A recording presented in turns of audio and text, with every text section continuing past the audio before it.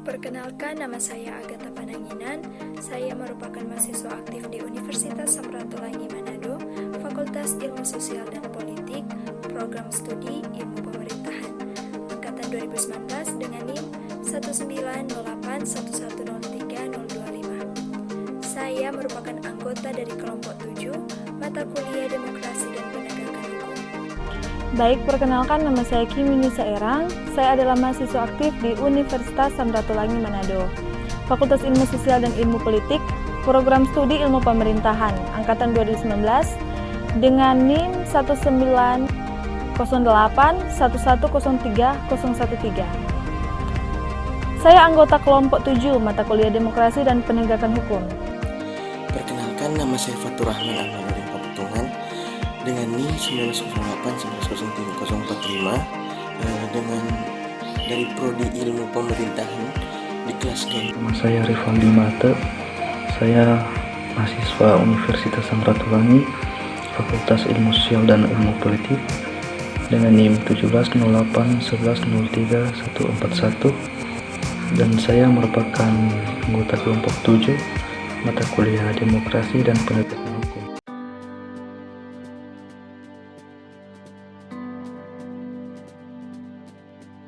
Dan di sini saya akan membahas materi kami yang berkaitan dengan pasca Orde Baru. Nah, seperti yang sudah kita ketahui, masa ini identik dengan kontroversial yang dimana kebebasan atau hak berpendapat itu dikekang. Dan pada masa ini pula ada unit militer bentukan Orde Baru yang dipimpin oleh Sudomo bernama Komando Operasi Pemulihan Keamanan dan Ketertiban atau Komkapki. Dan ini adalah organisasi superpower dan di bawah perintah langsung oleh Presiden Soeharto kala itu, yang fungsinya sebagai memusnahkan jika ada yang mengemukakan pendapat atau mengkudeta kebijakan di waktu itu, seperti contoh kasus Tanjung Priok yang kita kenal dengan peristiwa berdarah dan di mana memakan korban beberapa mahasiswa yang terlibat pada demonstrasi tersebut. Sehingga pada tahun 1998, tepatnya pada Mei, diadakan demonstrasi besar-besaran dan mengakibatkan melengsarnya Presiden Soeharto dari jabatannya dan digantikan oleh Bapak Presiden B.J. Habibie, dan di masa itu pula munculnya Undang-Undang HAM dan Undang-Undang Kebebasan Berpendapat. Nah, di sini saya juga memberikan apresiasi kepada Bapak B.J. Habibie yang dimana beliau sudah mengubah kebijakan yang ada dan menjadikan Indonesia lebih berdaulat, adil dan sejahtera. Namun, itu semua tidak luput dari perjuangan para mahasiswa dikala itu sudah berjuang jiwa dan raga demi untuk kesejahteraan rakyat dan Indonesia yang lebih maju. Urgensi demokrasi yaitu kebebasan masyarakat dalam berpendapat, kebebasan media-media, kebebasan penentuan sikap dari masyarakat dalam menentukan haknya. Kemudian demokrasi juga bebas dalam berekspresi, namun harus sesuai dengan budaya bangsa, Pancasila serta Undang-Undang Dasar 1945. Jadi masa Orde Baru dan pasca Orde Baru sangatlah berbeda. Dulu masa jabatan Soeharto tidak ada yang berani bersuara, apalagi berpendapat dalam artian kebebasan. Mereka itu diambil. Namun ketika pasca Orde Baru, semuanya berubah drastis. Rakyat bahkan para mahasiswa turun langsung ke jalan untuk menyampaikan pendapat. Mereka diberi kebebasan berpendapat, berorasi dan mengkritik.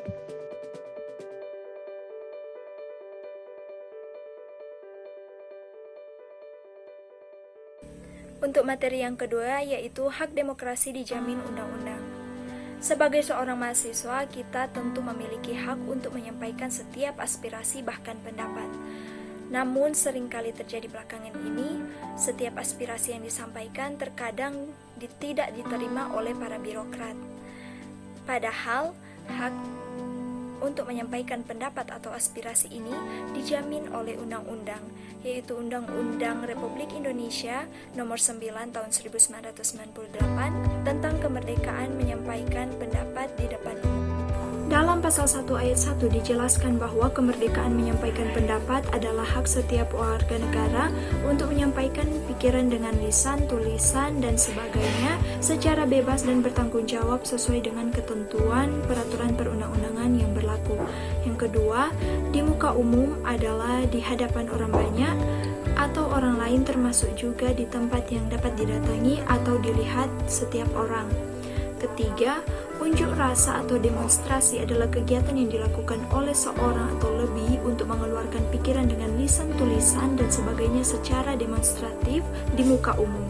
Keempat, pawai adalah cara penyampaian pendapat dengan arak-arakan di jalan umum. Kelima, rapat umum adalah rapat pertemuan terbuka yang dilakukan untuk menyampaikan pendapat dengan tema tertentu. Keenam, mimbar bebas adalah kegiatan penyampaian pendapat di muka umum yang dilakukan secara bebas dan terbuka tanpa tema tertentu. Ketujuh, warga negara adalah warga negara Republik Indonesia. Dan kedelapan, polisi Republik Indonesia adalah kepolisian negara Republik Indonesia. Pada pasal 2 pun dijelaskan bahwa setiap warga negara secara perorangan atau kelompok bebas menyampaikan pendapat sebagai perwujudan hak dan tanggung jawab berdemokrasi dalam kehidupan bermasyarakat, berbangsa, dan bernegara. Penyampaian pendapat di muka umum ini dilaksanakan sesuai dengan ketentuan peraturan perundang-undangan ini. Maka dari itu, seluruh rakyat termasuk mahasiswa berhak untuk menyampaikan setiap aspirasi, sebab tidak ada yang bisa membungkam aspirasi kita, karena kita berhak untuk menyampaikan aspirasi ini dan hak kita ini telah dijamin oleh undang-undang.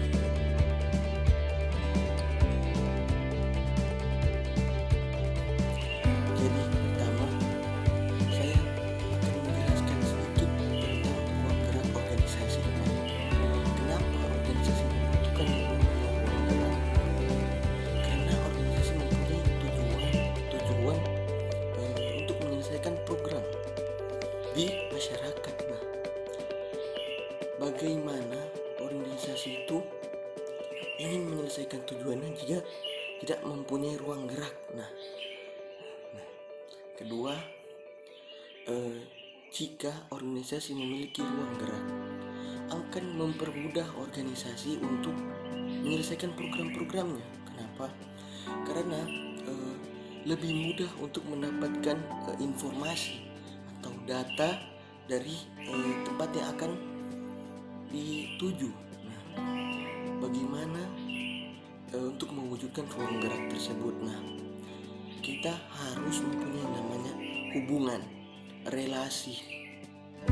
Semakin banyak relasi yang kita dapatkan, maka semakin mudah untuk menyelesaikan program.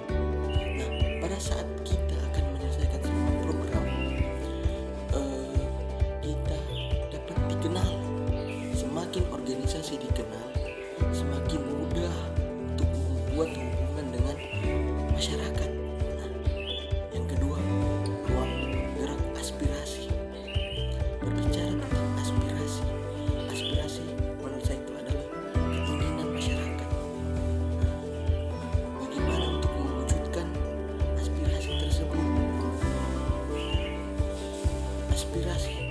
Ruang gerak aspirasi itu harus diwujudkan dengan adanya pemimpin-pemimpin yang berkualitas.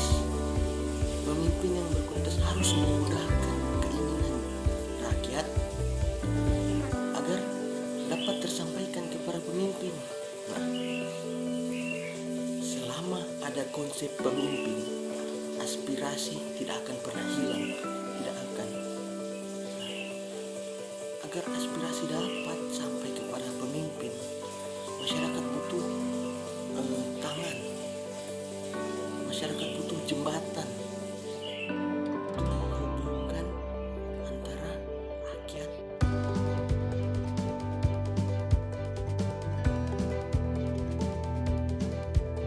Saya akan membahas pertanyaan yang telah diajukan kepada saya dengan pertanyaan, apakah mimbar-mimbar kampus menjamin demokratisasi? Nah, menjawab pertanyaan tersebut sesuai dengan topik pembahasan kelompok saya, yaitu demokrasi dan mahasiswa. Nah, kampus menjamin mahasiswa berdemokrasi. Pada konteks perguruan tinggi, kebebasan akademik termanifestasikan ke dalam tridharma perguruan tinggi, yaitu penyelenggaraan pendidikan, penelitian, dan pengabdian bagi masyarakat. Namun sayangnya, perjuangan untuk mendorong Indonesia menjadi negara yang demokratis melalui kebebasan mimbar akademik saat ini diwarnai oleh tindakan yang merusak demokratisasi yang diperjuangkan saat reformasi. Mimbar bebas sangat diharapkan banyak kalangan mahasiswa untuk dijadikan wadah menyampaikan aspirasi, menyuarakan pikiran mahasiswa melalui orasi, puisi, dan lain-lain. Sehingga semua mahasiswa bisa berkontribusi untuk kampus.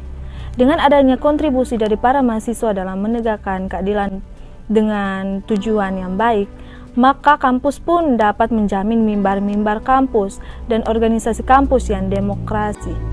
Sekian dari saya dan terima kasih.